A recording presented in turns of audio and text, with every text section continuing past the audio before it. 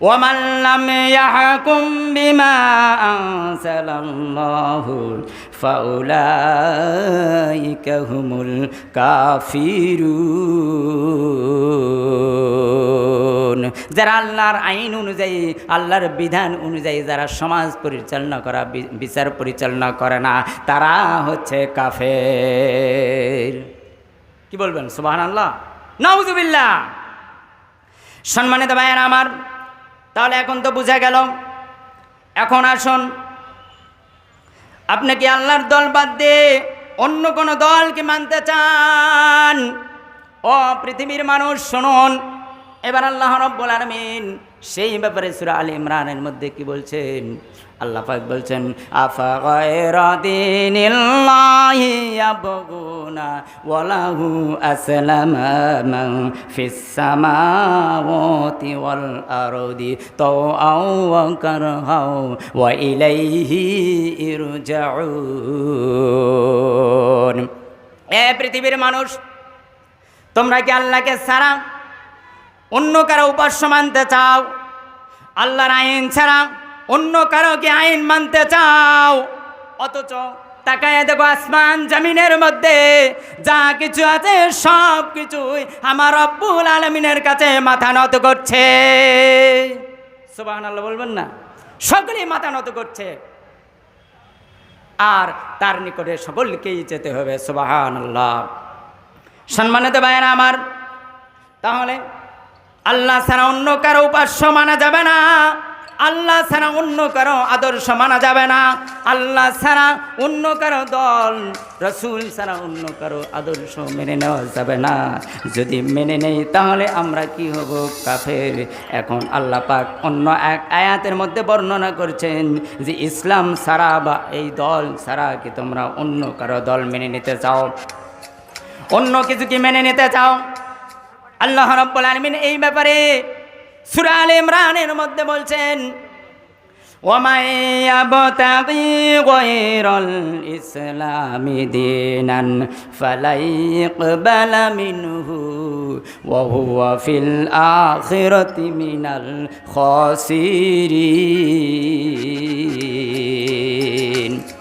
বান্দারে, তোমরা কি ইসলাম ছাড়া অন্য কোনো দল, অন্য কোনো ধর্ম, অন্য কোনো তন্ত্র মন্ত্র, অন্য কোনো আদর্শকে কি তোমরা মেনে নিতে চাও?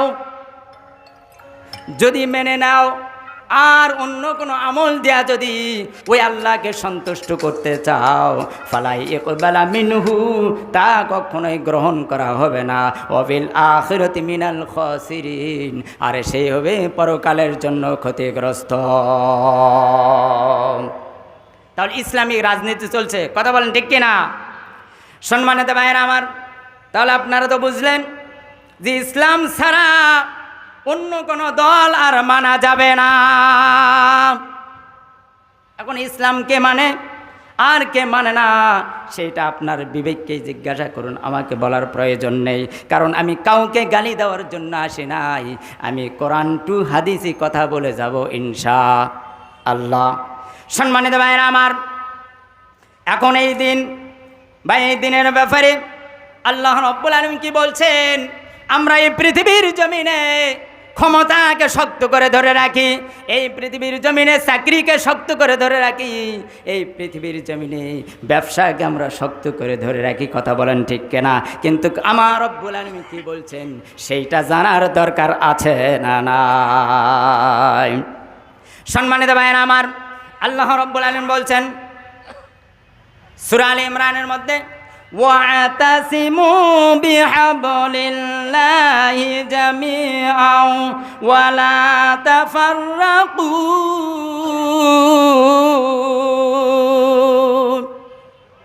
তোমরা আমার রজ্জুকে শক্ত করে মজবুত করে আঁকড়ে ধরো, আর পরস্পর তোমরা বিচ্ছিন্ন হইও না। কার কথা?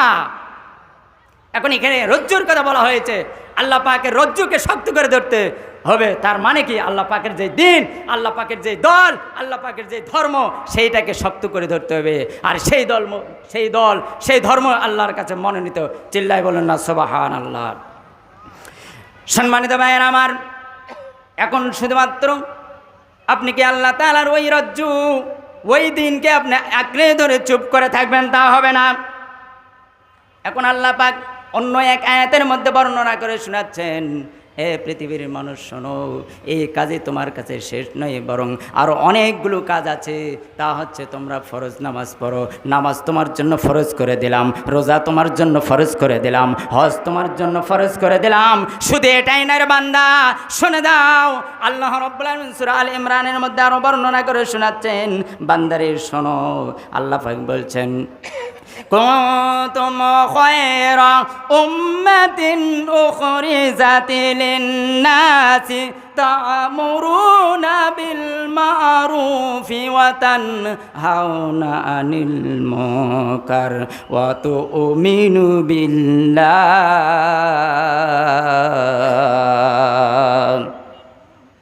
আল্লাহ রাব্বুল আলামিন এখানে বলছেন, এ বান্দারা তোমরা পেরেশানি হয়ো না, তোমরা হলে শ্রেষ্ঠ জাতি, শ্রেষ্ঠ জাতি হিসেবে আমি তোমাদেরকে সৃষ্টি করেছি। সুবহানাল্লাহ বলবেন না? শ্রেষ্ঠ জাতি, অধম জাতি না, শ্রেষ্ঠ জাতি আল্লাহ পাক হিসেবে আমাদেরকে সৃষ্টি করেছেন। এ বান্দা, তোমরা যদি এই শ্রেষ্ঠ জাতি হিসেবে দাবি করো, তাহলে আমি রব্বুল আলামিন তোমাদের জন্য দুইটি কাজের দায়িত্ব দিয়ে দিলাম। নামাজ যেমন ফরজ, রোজা যেমন ফরজ, তেমনি করে এই দুইটি কাজ করাও তোমার জন্য ফরজ করে দিয়ে দিলাম। তা হচ্ছে বাংলায় বলি, এক নম্বর হচ্ছে সৎ কাজের আদেশ। এক নম্বর কি বান্দারা, ভাইয়ের আমার, এক নম্বর কি? সৎ কাজের আদেশ। আর দুই নম্বর হচ্ছে অসৎ কাজের নিষেধ। এই সৎ কাজের আদেশ আর অসৎ কাজের নিষেধ যদি রাষ্ট্র ক্ষমতা পালন না করে, কখনোই আপনার আমার দ্বারা সম্ভব হবে না। এখন যদি আপনি বলেন যে আমি সৎ কাজের আদেশ অসৎ কাজের নিষেধ ক্ষমতা ছাড়াই আমি আদায় করব, আপনাকে মার খাওয়া লাগবে, কথা বলেন ঠিক কিনা? সম্মানিত ভাইয়েরা আমার, রাষ্ট্র ক্ষমতায় গিয়ে এই সৎ কাজ এবং অসৎ কাজের আইন আপনাকে করতে হবে, এমনিতেই পারবে না। কিন্তু ওই সৎ কাজের আদেশ আর অসৎ কাজের নিষেধ মানতে হলে সেইটা কেমন করে সমাজে প্রতিষ্ঠা হবে, রাষ্ট্রে প্রতিষ্ঠা হবে, সেইটা চেষ্টা করার দরকার আছে না নাই? সম্মানিত ভাইয়েরা আমার, আল্লাহর নবী নিজে যখন কোরআন পড়তে পারতেন না, তখন আল্লাহ পাক তাকে কোরআন পড়া শিখিয়ে দিলেন জিবরাইলের মাধ্যমে। কোরআন যখন বললেন, কোনো সমস্যা দেখা দিল না। কোরআন যখন বুঝলেন, তখনও কোনো সমস্যা দেখা দিল না। কিন্তু যখন এই কোরআনে কারীম অনুযায়ী তার ব্যক্তিগত জীবন, পরিবারের জীবন, সমাজ জীবন, রাষ্ট্র জীবন যখন পরিচালনা করতে চাইলেন, বাস্তবায়ন করতে চাইলেন, তখন তিনি বাধার সম্মুখীন হয়েছিলেন কিনা? তখন তার উপরে জুলুম নির্যাতন এসেছিল, কথা বলেন ঠিক কিনা? সম্মানিত ভাইয়েরা আমার, তাহলে আমরা শ্রেষ্ঠ জাতি হিসেবে ঘরে বসে থেকে জিকির করলেই হবে না। এই শ্রেষ্ঠ জাতি হিসেবে দাবি করছি সৎ কাজের আদেশ আর অসৎ কাজের নিষেধ, এইটা আমরা দাবি করতেছি, কিন্তু এইটা বাস্তবায়ন করতে গেলে মাঠে নামার দরকার আছে না নাই? সম্মানিত ভাইয়েরা আমার, এখন আরও একটি বিষয়, শুধুমাত্র এই দুইটি আইন যে আপনি মানবেন তা হবে না। আজকে আমাদের পরিবারে, আমাদের সমাজে সমালোচনার ঝড় উঠেছে, কথা বলেন ঠিক কিনা? এখন সমালোচনা কি আমি আপনি বুঝি না, শুধুমাত্র একের অন্যের অনুপস্থিতিতে আলোচনা করা, এটাই হলো সমালোচনা, শুধুমাত্র এটাই বুঝি। কিন্তু সমালোচনা কি আমরা পুরা ব্যাখ্যাটা জানি না।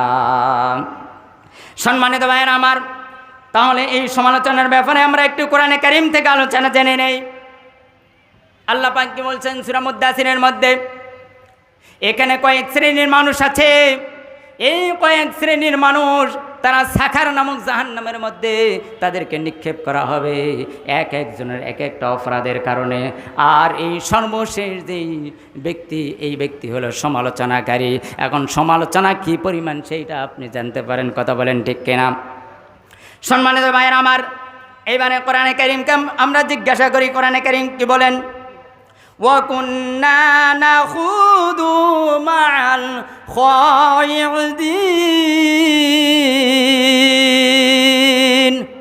আকবার বলবেন না? তর্ককারীদের সঙ্গে আমরা তর্কে মেতে উঠতাম, এখন তর্ককারী কি? সম্মানিত ভাইয়েরা আমার, ইসলাম বিষয়ে যখন কোথাও কথা হয়, আলেমদের বিষয়ে যখন কোথাও কথা হয়, যিনি সমালোচনা করেন, যিনি কথা বলেন, আরেকজন এসে উপস্থিত হয়ে সেখানে এসে মেতে ওঠে কথা বলেন, ঠিক কিনা? কই এই ব্যক্তি যা বলেছে আসলেই ওই আলেমের দোষ আছে, আসলে সেই ইসলাম মানে কিন্তু নিজের অন্তরে ঠিক নাই, এইরকম কথা বলে কিনা? ইসলাম বিষয়ে আমরা এগুলি সমালোচনা করে থাকি, নিজের সমালোচনাটা করতে পারি না। সম্মানিত ভাইয়েরা আমার, আর 5 মিনিট সময় আমার মাত্র রয়েছে। আল্লাহ রাব্বুল আলামিন আমাদেরকে এই সমালোচনার মুখ থেকে সরে যাওয়ার তৌফিক দান করুন, সকলেই বলুন আমিন।